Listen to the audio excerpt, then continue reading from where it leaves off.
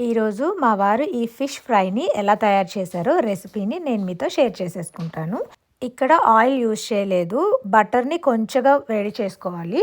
తర్వాత తిలాపియా ఫిష్‌ని తీసుకొని ఈవెన్‌గా ఆ బటర్‌ని మనం స్ప్రెడ్ చేసుకోవాలనమాట.